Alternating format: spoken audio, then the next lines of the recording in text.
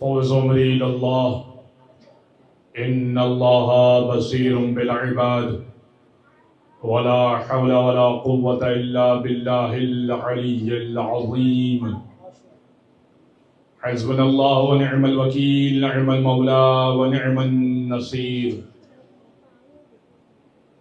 اعوذ باللہ من الشیطان اللعین الرجیم بسم اللہ الرحمن الرحیم الحمد للہ الذی لا مضاد له فی ملکہ ولا منازع له فی امرہ ولا شبیہ له فی عظمتہ ثم الصلاة والسلام علی رسولہ الکریم الامی المکی المدنی القرشی الہاشمی بالقاسم محمد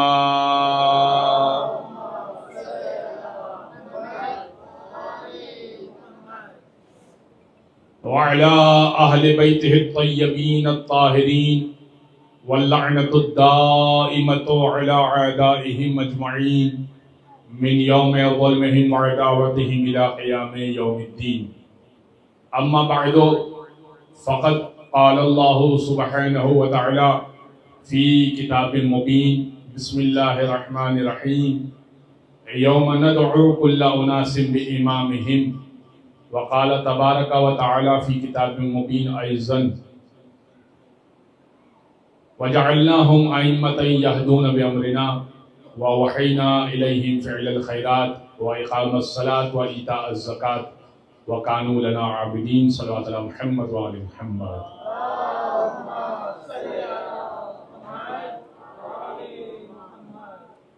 حضرت گرامی، پروردگار کا شکر ہے کہ اس نے اس بابرکت اور متبرک فرش عزا پر بیٹھنے کی ہمیں توفیق عطا کی.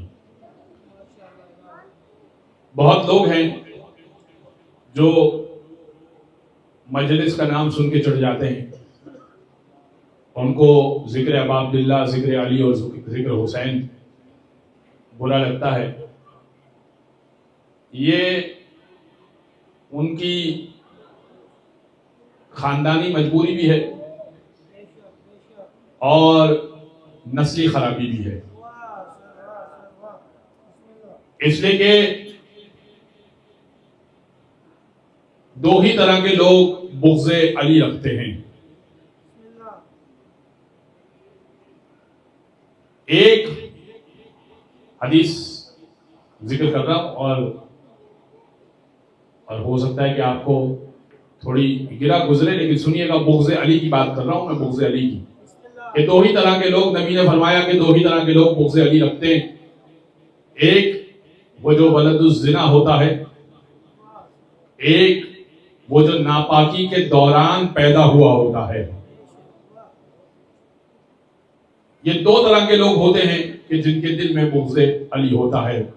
اسی لیے شاعر نے کیا خوب کہا کہ کیوں دشمنی ہے تجھ کو علی و حسین سے، کیوں دشمنی ہے تجھ کو علی و حسین سے، فرصت ملے تو پوچھ کبھی والدین سے.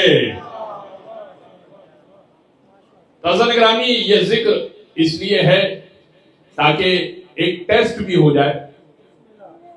یہ ذکر ٹیسٹ بھی کرتا ہے کہ کون صحیح النسب ہے اور کون وہ ہے کہ جس کا مسئلہ نسلی چل رہا ہے. حضرت گرامی، امامت کے لیے میں نے جس آیت کو منتخب کیا، عنوان امامت اور ولایت کے لیے، ولایت کا عنوان آگے سے شروع ہوگا لہذا آیت کو تبدیل کروں گا. عنوان امامت کے لیے جس آیت کو میں نے منتخب کیا اور مسلسل اس آیت کے اوپر گفتگو ہو رہی ہے، یوم ندعو کل اناس بامامہم، ہر شخص کو اپنے امام کے ساتھ پکارا جائے گا. اور ایک اور مقام پر سورہ یاسین کی قلائد پیش کی تھی. قرآن کہہ رہا ہے وَكُلَّ شَيْءٍ أَحْصَيْنَاهُ فِي إِمَامٍ مُبِينٍ، ہر چیز کو ہم نے امام مبین کے اندر بند کر کے رکھ دیا ہے. کل یہ بات پیش کی تھی کہ امام مبین کون ہے. اب ذرا امامت کو کسی اور اینگل سے آج سمجھانے کی کوشش کر رہا ہوں.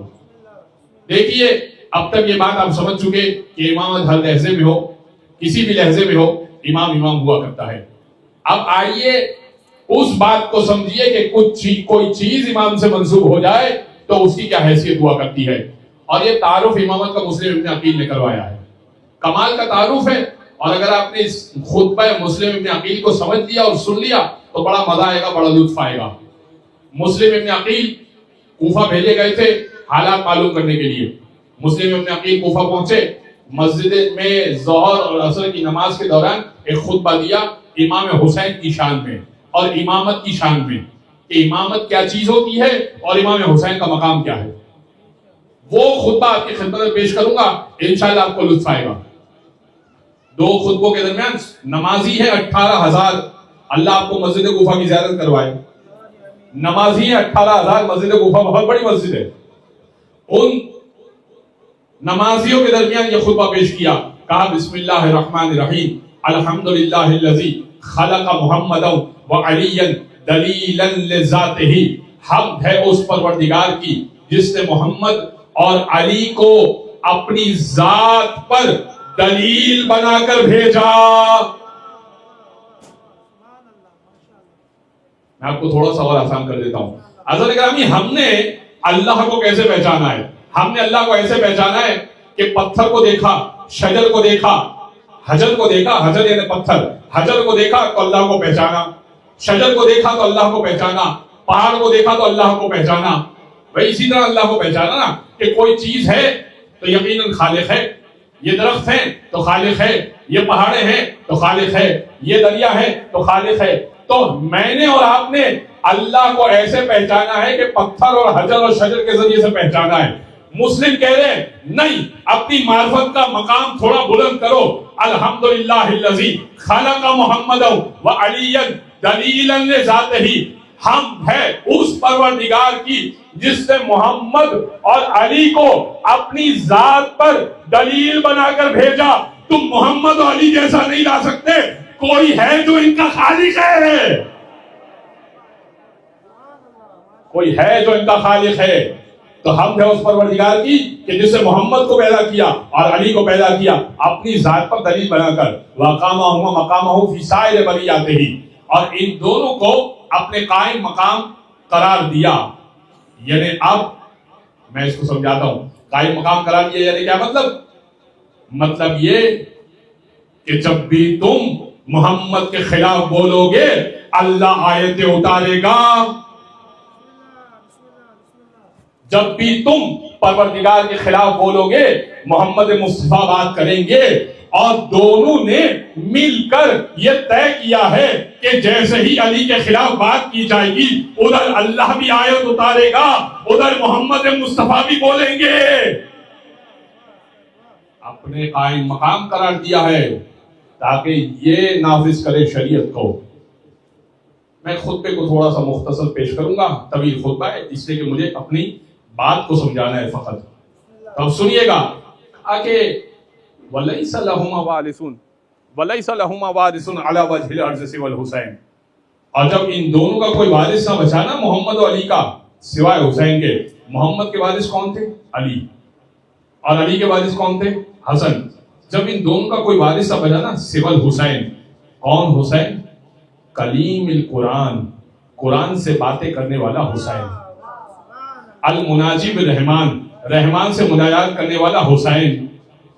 قاسم کل خیر, ہر خیر کا بانٹنے والا حسین. المفترضۃ طاعتہ علی الجن والانس والوحش والطیر, اور وہ حسین کہ جس کے اوپر جنوں, انسانوں, وحش و طیور کی سب کے اوپر واجب ہے کہ ان کی اطاعت کرے, وہ حسین.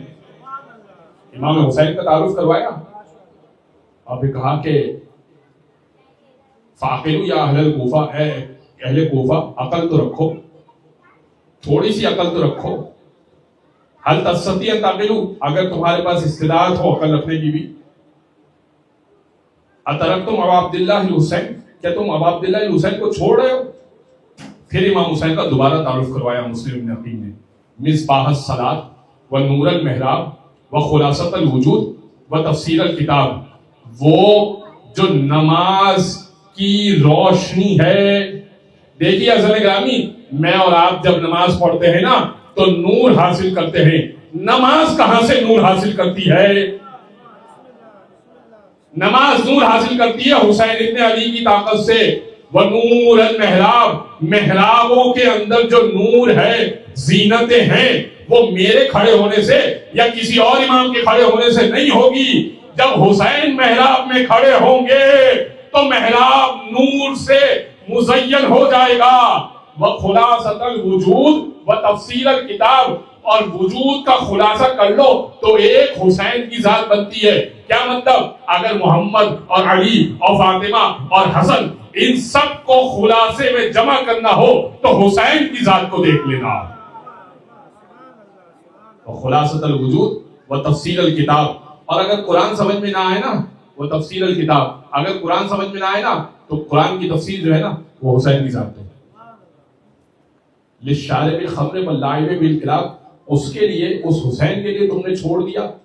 کس کو؟ حسین کو چھوڑ دیا کس کے لیے؟ للشارب الخمر واللعب بالکلاب، جو شراب بھی پیتا ہے، بندروں سے اور کتوں سے کھیلتا بھی ہے. اس بندے کے لیے تم حسین کو چھوڑ رہے ہو. پھر ایک اور تعارف کروایا امام حسین کا اور یزید کا. کمال کا تعارف ہے. هل يستوي الموت والحیات والخمر والسلسبیل وسامع الاغانی من المغانی والمنادی لہ جبرائیل. کیا موت اور حیات برابر ہوتے ہیں؟ کیا مطلب؟ موت و حیات تو برابر نہیں ہوتے نا بھائی. انسان مرا ہوا اور انسان زندہ برابر نہیں ہوتے، یہ دونوں برابر نہیں ہوتے. تو اب یزید کے بارے میں کہا یزید موت ہے، حسین زندگی ہے.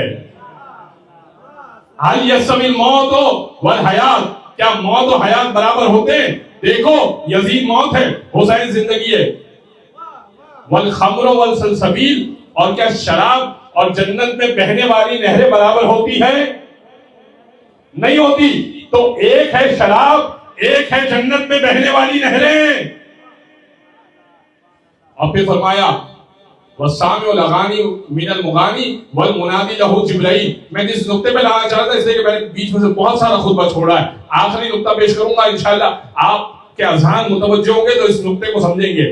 دیکھیے حضرت گرامی، والسامع الاغانی من المغانی والمنادی لہ جبرائیل، اور ایک وہ ہے جو ناچ گانے والی کی آواز سنتا ہے، اور ایک وہ ہے جو جبریل کی آواز سنتا ہے.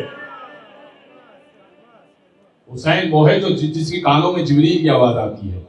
یزید وہ ہے کہ جو گانے اور ناچ اور ڈھول اور طبلے کو سنتا ہے. کمپیریزن پیش کیا اور پھر کہا ارے حسین کو تو چھوڑو، بس اس نقطے پہ لانا تھا. اور میں ایک اور روایت پیش کروں گا انشاءاللہ، اس نقطے پہ لانا تھا. ارے حسین کو تو چھوڑو، اگر حسین کسی سواری پر سوار ہو جائیں اور وہ سواری چلنا شروع ہو جائے اور وہ گھوڑا ٹاپ مارے اور وہ ٹاپ دھول اڑائے اور اس دھول کی تم پیروی کر لو تو بھی جنت میں چلے جاؤ گے. اگر حسین کسی گھوڑے پر سوار ہو جائے اور گھوڑے سے دھول اڑے، اس دھول کی پیروی کر لو تب بھی جنت میں چلے جاؤ. یہ ہے امامت، یہ ہے امام. اچھا، اب کسی کے ذہن میں، بہت سے لوگوں کے ذہن میں سوال ہوتا ہے بھائی امام میں سے افضل کون؟ تو اب امام علی اور امام حسین میں افضل کون؟ ایک مفاخرہ مجھے پیش کرنا تھا، کل پیش کرنا تھا، رہ گیا تھا، وہ آج پیش کر دیتا ہوں. کمال کا مفاخرہ ہے. مفاخرہ کیا ہے؟ دیکھیں، ایک وہ فضائل ہیں جو میں ممبر سے پڑھ رہا ہوں، آپ سن رہے ہیں، ماشاءاللہ داد دے رہے ہیں، سمجھ رہے ہیں، نہیں سمجھ میں آ رہا تو بھی بیٹھے تحمل کر رہے ہیں، برداشت کر رہے ہیں. ٹھیک ہے، یہ ہے فضائل اہل بیت. جو سنتا ہے انسان کا دل شاد ہوتا ہے. اور اگر فضائل جو ہیں وہ علی و حسین خود پڑھیں اپنے تو اسے کہتے ہیں مفاخرہ. ہوا یہ تھا، بڑا کمال کا واقعہ ہے. ہوا یہ تھا کہ ایک مرتبہ امام علی کو، امام حسین کو رسول اسلام پیار کر رہے تھے اور مولا کائنات نے دیکھ لیا. مولا کائنات نے جیسے دیکھا نا تو سوال کیا کہ اتحب ولدی الحسین، کیا آپ میرے بچے حسین سے محبت کرتے ہیں؟ کہا نعم، میں آپ کے بیٹے سے بہت محبت کرتا ہوں. رسول سے پوچھا ہے مولا علی نے، کہا آپ میرے بچے سے محبت کرتے ہیں؟ کہا بہت محبت کرتا ہوں. کہا یہ بتائیے مجھ سے زیادہ محبت کرتے ہیں یا علی سے زیادہ محبت کرتے ہیں یا حسین سے زیادہ محبت کرتے ہیں؟ کہا کہ من کانا، اب بچے نے جواب دیا، امام حسین نے. دیکھیں اب ظاہر ہے کہ رسول کی ولایت اور امامت کا وارث ہے علی، اور رسول کے دین کو بچانے والا ہے حسین. تب رسول ایک کی طرف دادی نہیں کر سکتے تھے. اور مولا کائنات نے سوال کیا ہے مجھ سے زیادہ محبت کرتے یا حسین سے محبت کرتے؟ تب رسول خاموش ہو گئے، اور گود کا بچہ حسین کہنے لگا، مولا کہنے لگے یا ابت، اے بابا جان، من کانا اعلی شرفا کانا اقربہ عند النبی، جس کا کمال زیادہ ہوگا رسول کے پاس وہی زیادہ بلند ہوگا. جس کا کمال زیادہ ہوگا وہی رسول کے پاس زیادہ متبرک ہوگا. تو مولا کائنات نے دیکھ کر کہا تو کیا تم مجھ سے مقابلہ کر رہے ہو فضائل اور کمالات میں؟ اب یہ باپ بیٹے کی گفتگو نہیں ہے، ولایت و امامت کی گفتگو چل رہی ہے. ایک ہے وارث ولایت، ایک ہے وارث دین اور امامت چلانے والا. اب یہ دونوں بات کر رہے ہیں کہ ہماری فضیلت میں سے کس کی فضیلت زیادہ ہے. کہا بابا جان اگر آپ چاہتے تو آپ اپنے فضائل پڑھیں اور میں اپنے فضائل پڑھتا ہوں، فیصلہ رسول کریں گے. بھائی ہے نا کمال کی بات. اور مجھے امید ہے کہ آپ نے اس طرح کی کوئی روایت سنی نہیں ہوگی. کہا کہ بابا جان آپ پڑھیں اپنے فضائل. تو رسول خدا کہنے لگے بیٹا کیا واقعی علی سے مقابلہ کرنا ہے فضائل کے معاملے میں؟ کہا بابا ہاں نانا میں واقعی فضائل میں علی کا مقابلہ کرنا چاہتا ہوں. کہا یا علی آپ بسم اللہ کریں اپنے فضائل پڑھیں. اور مولا کائنات نے جو فضائل پڑھے وہ میں مختصراً پیش کر رہا ہوں. کہا میری پہلی فضیلت تو یہ ہے انا امیر المؤمنین ولسان الصادقین انا قاسم انا خازن علم اللہ. میری پہلی فضیلت یہ ہے کہ میں مومنوں کا امیر ہوں، مومنوں کا سردار ہوں، مومنوں کا امیر ہوں. بھائی حضرت گرامی عالم اسلام میں بڑے بڑے لوگوں کو شوق ہوا کہ اپنے ساتھ امیر المومنین لگوائے، لیکن رسول نے جس کو امیر المومنین کہا وہ فقط علی کی ذات تھی. مومنوں کا امیر. اسی لیے چھٹے امام کے بعد ایک شخص آیا، آنے کے بعد اس سے سلام کیا. امام جعفر صادق کے بعد ایک شخص آیا، آنے کے بعد اس سے سلام کیا. السلام علیکم یا امیر المومنین، اے مومنوں کے امیر آپ پر سلام ہو. چاہتا تھا مولا کو لیکن لفظ لگایا امیر المومنین. امام نے کہا وعلیکم السلام اور ناراضگی سے، اور پھر کوئی بات نہیں کی. اس نے کہا فرزند رسول ناراض ہو گئے آپ مجھ سے؟ کہا کیوں ناراض ہوئے؟ کہا تم نے مجھے امیر المومنین کہا کیا مولا آپ مومنوں کے امیر نہیں ہیں، مومنوں کے سردار نہیں ہیں؟ کہا بے شک ہم بھی مومنوں کے سردار ہیں اور تمام ائمہ مومنوں کے سردار ہیں، مگر یاد رکھنا مومنوں کا جو سردار رسول اسلام نے علی کو بنایا تھا اس لیے بنایا تھا کہ جھوٹوں کے مقابلے میں سچا سردار یہی ہے. بڑے بڑے بیٹھیں گے اپنے آگے امیر المومنین لگوائیں گے، مگر خبردار امیر المومنین فقط علی ابن ابی طالب ہے. مومنوں کا امیر علی ابن کا حسین. پہلی فضیلت تو یہ ہے انا امیر المومنین، میں مومنوں کا امیر ہوں. ولسان الصادقین، اور میں سچوں کی زبان ہوں. انا وزیر المصطفیٰ، مصطفیٰ کا وزیر میں ہوں، مصطفیٰ کو مشورہ دینے والا میں ہوں. انا خازن علم اللہ، اللہ کے علم کا خزانچی میں ہوں. میں اب بات کو سمجھانے کے لیے پیش کر دیتا ہوں ایک واقعہ، بڑا مشہور و معروف واقعہ ہے. علی محراب عبادت میں کھڑے ہوئے تھے، ابھی اللہ اکبر کہنا تھا. اول وقت میں مولا نماز پڑھا کرتے تھے اور بلکہ جماعت کروایا کرتے تھے. ابھی تکبیر کہنی تھی، ایک شخص آیا اور آنے کے بعد کہنے لگا یا علی ایک علمی مسئلہ پوچھنا ہے اور بڑا مشکل مسئلہ ہے. کہا پوچھو کیا پوچھنا ہے؟ کہا مولا میں نے اپنی بکریوں کی حفاظت کے لیے ایک نجس جانور پالا ہے، وہی نجس جانور جو رات میں ادھر ادھر بھونکتا ہے. تو میں نے اپنی بکریوں کی حفاظت کے لیے ایک نجس جانور، شکاری نجس جانور پالا ہے.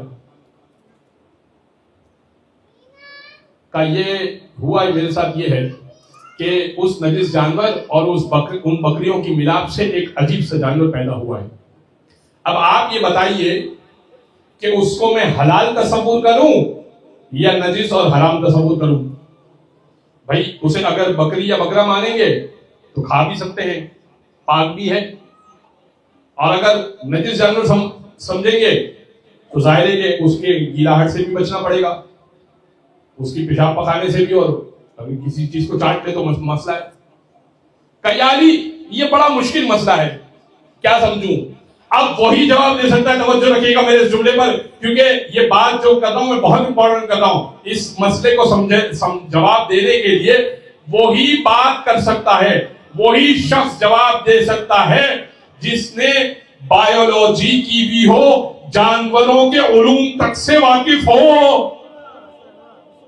بھائی آپ جائیے اس طرح کا مسئلہ لے کر کسی مولوی سے پوچھ لیجئے، مولوی کہے گا بھائی دین کا مسئلہ تو پوچھ لو. آپ جا کے پوچھئے میرے دل میں درد ہے، میری فلاں شریان میں درد ہے، مجھے کوئی ٹیبلٹ لکھ کے دیجئے.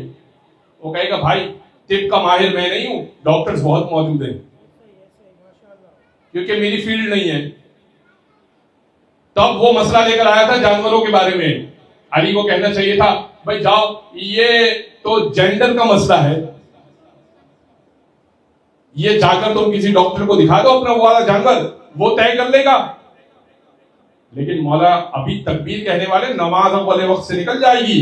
مولا نے کہا جا اور جا کے دیکھ وہ کھاتا کس طرح سے. اگر لقمہ چبا چبا کے کھاتا ہے تو حلال جانور ہے، اور اگر لقمہ پورا منہ میں نکل لیتا ہے تو حرام جانور ہے. ایک جملے میں مولا نے جواب دے دیا. اگلے دن پھر اسی وقت آیا اور آنے کے بعد کہنے لگا یا علی میں نے بہت غور کیا اس جانور پہ جو پیدا ہوا ہے، بہت غور کیا، اور میں نے دیکھا کبھی تو ایسے چبا چبا کے کھا رہا ہے اور کبھی پورا پورا نکل رہا ہے، حلال سمجھو یا حرام سمجھو؟ امام نے کہا جا اور جا کے اس کے پینے کے انداز کو دیکھ، اگر گھونٹ گھونٹ کا پانی پیتا ہے تو حلال جانور ہے، اگر چاٹ چاٹ کے پانی پیتا ہے تو حرام جانور ہے. یہ کہہ کے اللہ اکبر امام نے نماز شروع کرا دی. جواب مل گیا. آیا آنے کے بعد کہنے لگا یا علی کبھی گھونٹ گھونٹ کر کے پانی پیتا ہے، کبھی چاٹ چاٹ کے پانی پیتا ہے. اب یہ تو مولا کو پھنسانے کے لیے کر رہا تھا نا، کہ کہیں تو علی پھنسیں گے، کہیں تو علی ایسا ہوگا کہ کہیں گے کہ بھائی نہیں معلوم ہے، نہیں پتا، اب کیا کیا جائے. نہیں، مولا نے کہا اس کا بھی حل ہے. ایک کام کر، بیٹھنے کے انداز کو دیکھ، آگے کی ٹانگوں کو موڑ کے بیٹھتا ہے تو حلال جانور ہے، پچھلی ٹانگوں کو موڑ کے بیٹھتا ہے تو حرام جانور ہے. اگلے دن پھر آیا کہنے لگا یا علی کبھی ایسے بیٹھتا ہے کبھی ویسے بیٹھتا ہے. امام نے کہا کوئی مسئلہ نہیں ہے، لیکن تم میری نماز کی تاخیر نہیں کرا سکے گا، نماز کی تاخیر نہیں ہوگی. امام نے کہا کوئی مسئلہ نہیں، ریوڑ کے ساتھ چلا کے دیکھ. بھائی ریوڑ کے ساتھ چلا کے دیکھ، اگر ساتھ ساتھ چلنا شروع ہو جائے بکریوں کے ریوڑ کے ساتھ تو حلال جانور ہے، الگ الگ چلے تو حرام جانور ہے. اگلے دن پھر آیا کہنے لگا یا علی کبھی ساتھ ساتھ چل رہا ہے کبھی الگ الگ ہو کے چل رہا ہے. امام نے کہا کوئی بھی مسئلہ نہیں ہے، ایسا کر اس کے آگے، ایسا کر اس کو ذبح کر دے، ایسا کر اس کو ذبح کر دے. اگر کئی آنتیں نکلے تو حلال جانور ہے، اگر ایک لمبی آنت نکلے تو حرام جانور ہے. اگلے دن آیا کہنے لگا اب تو نہیں کہہ سکتا تھا نا یا علی کبھی ایک بڑی آنت نکلتی ہے کبھی کئی آنتیں نکلتی ہے. کہنے لگا یا علی آپ کے علم کو دیکھنا چاہتا تھا، آپ نے وہ جواب دے دیا، اب آگے نہیں کہہ سکتا.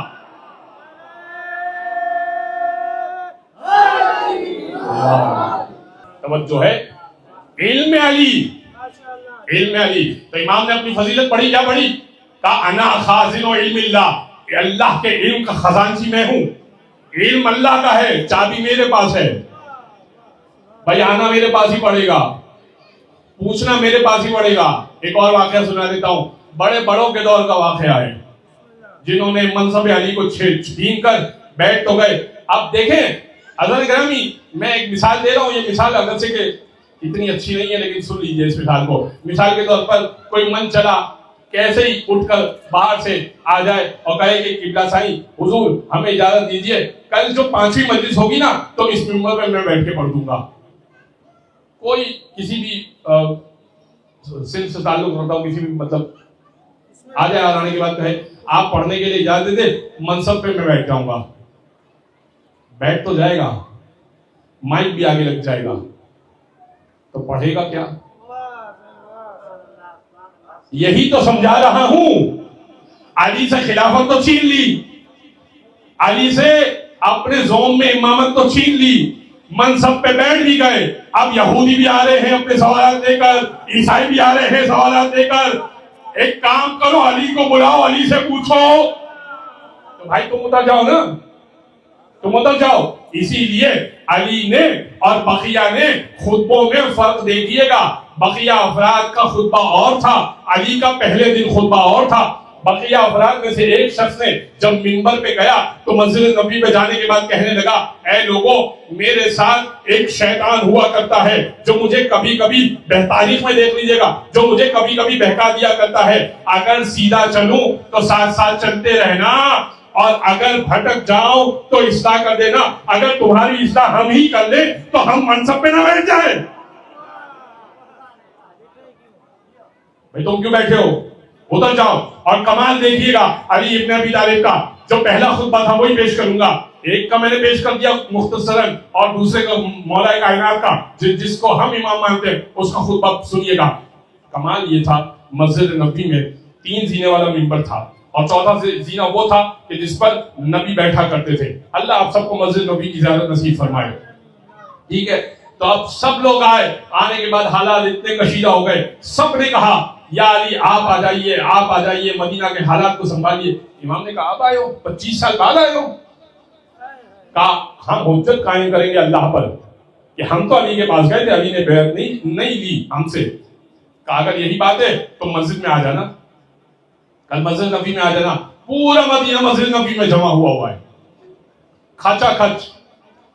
تاریخ تبری نے لکھا 3 زینے اور چوتھا زینہ بیٹھنے والا. ٹھیک ہے, تو اب ایک صاحب بیٹھا کرتے تھے رسول کی جگہ کو چھوڑ کے نیچے کی طرف, اور دوسرے بیٹھا کرتے تھے اس کے نیچے, اور تیسرے بیٹھا کرتے تھے آخری زینے پر. توجہ رکھیے گا جان, تیسرے بیٹھا کرتے تھے آخری زینے پر. گمان غالب یہ تھا, سوچ یہ تھی عوام کی, سمجھ یہ تھی عوام کی کہ علی آئیں گے پہلا خطبہ دینے کے لیے, یا تو آخری زینے پر بیٹھیں گے, یا زمین پر بیٹھ جائیں گے, یا کھڑے ہو کے خطبہ دے دیں گے. سمجھ ان کی اتنی تھی. مولا کائنات نے تینوں زینوں کو چھوڑا, جس جگہ پہ رسول بیٹھا کرتے تھے اس جگہ پر تشریف فرما ہوئے, اور کہنے لگے, فرمانے لگے بسم اللہ الرحمن الرحیم, الحمدللہ الذی قد رجع الحق علی مکانہ. حمد ہے اس پروردگار کی, آج حق اپنے مقام پہ واپس لوٹ آیا. آج حق اپنے مقام پہ واپس لوٹ آیا. ایک شخص کھڑا ہو گیا, کہنے لگا یاری اتنی بڑی جسارت, نبی کی جگہ پہ بیٹھ گیا, نبی کی جگہ پہ بیٹھ گئے. بھئی ایک زینہ ذرا نیچے چھوڑ کے بیٹھ جاتے, نبی کی جگہ پہ کون بیٹھتا ہے؟ امام نے کہا, توجہ کیجیے گا, امام نے کہا ما ھذی العباد, اس لکڑی کے ٹکڑے کی حیثیت کیا ہے؟ یہ قدم تو وہ ہے جو جوش مصطفیٰ پر چڑھ کر بتوں کو توڑ چکے ہیں. یہ قدم وہ ہے جو جوش مصطفیٰ پر آ چکے. اچھا لوگ کہتے ہیں بھئی یہ روایت ضعیف ہے, یہ بات ضعیف ہے, کوئی نبی کے اوپر بلند نہیں ہو سکتا, نبی کے اوپر چڑھ نہیں سکتا, اس لیے کہ 2 شانوں کے درمیان بیچ میں مہر ہوتی ہے, مہر نبوت, اور مہر نبوت پر کسی کے قدم آ جائیں تو بڑی گستاخی کی بات ہے. کئی شیعہ حضرات نے اپنی طرف سے گڑھی ہے روایت علی کی شان کو بڑھانے کے لیے, ورنہ ایسی کوئی بات نہیں ہے. نبی نے علی کو بلند نہیں کیا تھا, بتوں کو توڑنے کے لیے جب فتح مکہ ہو گیا تھا تو بتوں کو توڑنے کے لیے مولا کائنات کو اپنے کندھوں پر بلند کیا تھا. کئی شیعہ حضرات یہ کرتے ہیں, علی کے قدم نبی پر نہیں آئے تھے, اس لیے کہ یہ گستاخی ہے. میں کہوں گا گستاخی تب ہوتی ہے جب قرآن پر فزکس کیمسٹری کی کتاب آ جاتی ہے. قرآن پر دوسرا سپارہ رکھ دینا تو قرآن کی بے ادبی نہیں ہوتی. قرآن کے اوپر قرآن آ جائے نا تو قرآن کی بے ادبی نہیں ہوا کرتی. تو اب چلیے گا, سنتے رہیے گا جو میں روایت پیش کر رہا ہوں. انا خازن علم اللہ, انا وزیر المصطفیٰ, अना लज़ी नुमतु अला फिराशिन नबी व फदैतुहु बिल मुशरिकी व फदैतुहु नफ्सी बिल मुशरिकी, मैं वो हूँ कि जो नबी के बिस्तर पर सोया था और नबी की जगह पर फिदिया बना था। अच्छा, नबी के बिस्तर पे कोई और क्यों नहीं सोया? दो वजूहात थी। जनाब आयशा से रिवायत है और ये बुखारी की रिवायत है, अगर कोई हवाला मांगेगा तो मैं हवाला भी दे सकता हूँ, इसलिए मैं रिवायत पढ़ रहा हूँ। रिवायत फज़ाइल मुस्तफ़ा की रिवायत है, इसलिए ज़ौजा का नाम भी ले रहा हूँ। कहती हैं, फरमाती हैं कि हम नबी को बकिया अफराद में इस तरह से पहचान लिया करते थे कि जब नबी चादर तान के सोया करते थे तो नूर छन छन के निकला करता था। तो बकिया अफराद जो चादर ओढ़ के सोए होते थे और नबी सोए हैं, पता चल जाता था कि ये नबी सोए हैं, इसलिए कि नूर छन छन के निकलता था। हम नबी को पहचान लिया करते थे सोते हुए। ये जनाब आयशा के अल्फाज हैं। तो अब नबी अपने बिस्तर पर उसी को सुला सकते हैं कि जो चादर को तान के सोए तो नूर छन छन के निकले।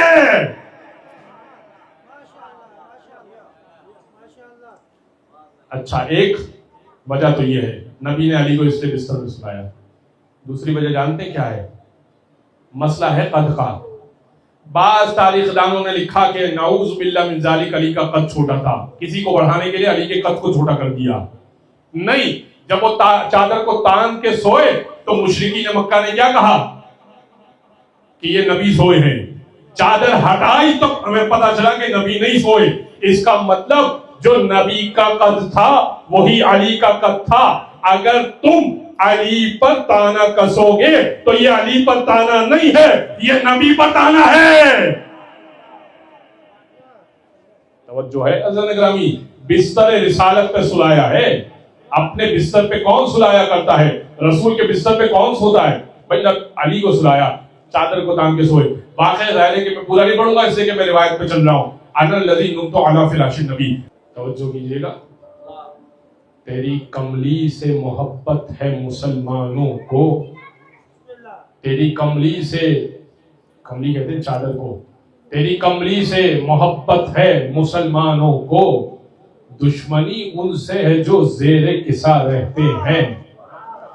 तेरी नालैन के एक नक्श पे मरने वाले, तेरी नालैन के एक नक्श पे मरने वाले तेरी दस्तार के वारिस से खफा रहते हैं।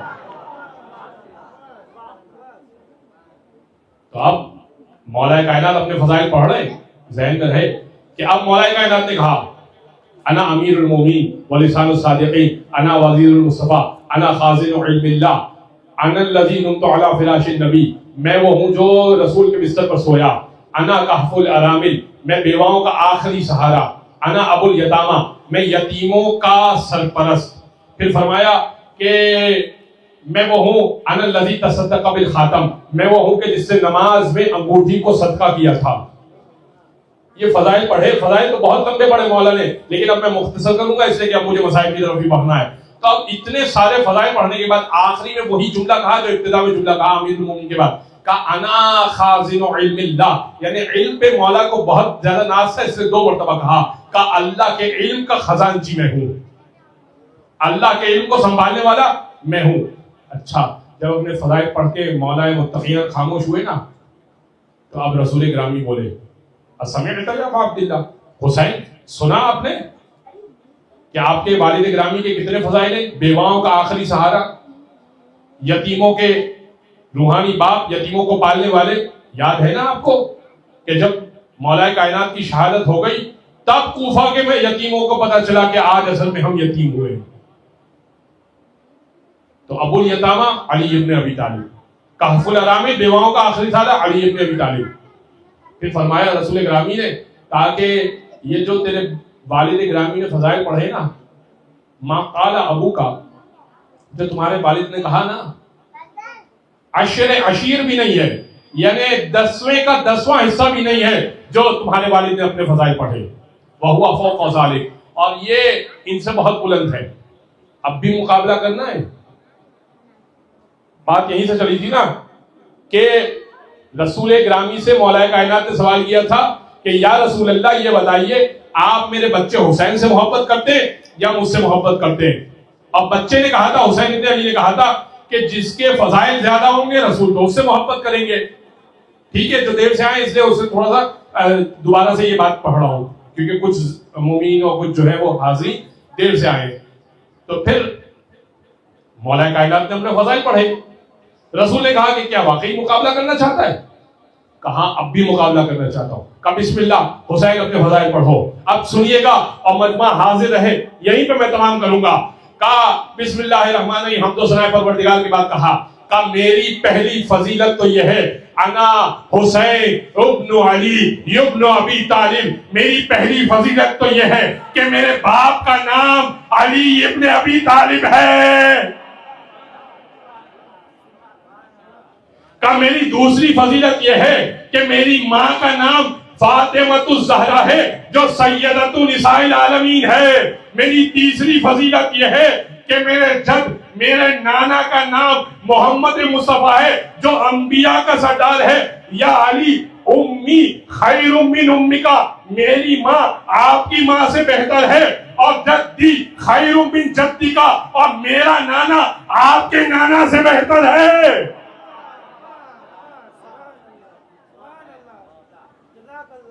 فضائل کا مقابلہ ہو رہا ہے نا. پھر فرمایا کہ جب میں گہوارے میں تھا نا تو غانی جبرائیل و تلقانی اسرافیل، تو جبرائیل مجھے لوریاں سنایا کرتے تھے اور اسرافیل مجھ سے ملاقات کرنے آیا کرتے تھے. یہ فضیلت مجھے ملی ہے. ملائکہ نے ابتدا میں ولادت کے وقت مجھے لوریاں سنائی ہے. علی آپ کو لوریاں ملائکہ نے نہیں سنائی ہیں، لوریاں مجھے سنائی ہیں. ملائکہ مجھ سے ملنے آیا کرتے تھے. یہ فضیلت تو آپ کی نہیں ہے. پھر خود ہی حسین نے فیصلہ دے دیا. بھائی اب تو بات بہت مختلف ہو گئی نا. کہاں علی ابن ابی طالب کے فضائل وہ آپ نے سنے، کہاں حسین ابن علی نے جس رخ پہ موڑا. کہا اگر ذاتی کمالات کو دیکھا جائے، ذاتی کمالات کو دیکھا جائے، یا علی ذاتی کمالات تو آپ کے ہیں، وَأَنَا أَفْخَرُ بِالْآبَاءِ وَالْأَجْدَادِ وَالْأُمَّهَاتِ، مگر اگر نسبی کمالات اور نسبی فضائل کو دیکھا جائے تو مجھ سے بہتر پوری کائنات میں نسب اور شجرہ رکھنے والا کوئی نہیں ہے. اس کے بعد رسول نے کہا اے حسین آپ نے سچ کہا، ذاتی فضائل علی کے اپنے کمال پر ہیں مگر نسبی فضائل وہ آپ کے ہیں. ایک جملہ کہا جس سے میں مسائل پر مربوط ہو جاؤں گا. فرمایا کہ لعن اللہ قاتلی کا یا ابا عبداللہ، اے ابا عبداللہ زادک اللہ علما و حلما و شرفا، اللہ آپ کے علم میں اضافہ کرے، آپ کی برداشت میں اضافہ کرے، آپ کے شرف میں اضافہ کرے. یہ فرمایا لعن اللہ قاتلی کا یا ابا عبداللہ، ابا عبداللہ الحسین، اللہ آپ پر ظلم کرنے والے، آپ کا قتل کرنے والوں پر لعنت کرے.